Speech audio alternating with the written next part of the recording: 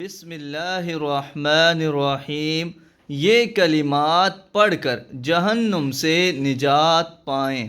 اگر آپ جہنم میں نہیں جانا چاہتے تو مغرب کی نماز کے بعد آپ نے یہ عمل ضرور کر لینا ہے۔ رسول اکرم صلی اللہ علیہ وآلہ وسلم نے ارشاد فرمایا، جب مغرب کی نماز ادا کرو تو 7 مرتبہ یہ کلمات پڑھ لیا کرو۔ کون سے کلمات ہیں؟ اللہم اجرنی من النار۔ ترجمہ: اے اللہ مجھے جہنم سے نجات عطا فرما۔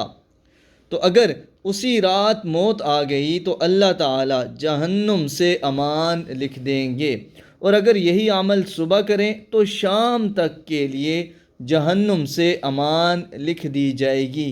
تو اپنی فجر کی اور مغرب کی نمازوں کے بعد ضرور 7 مرتبہ یہ کلمات پڑھنے کا اہتمام کیجیے۔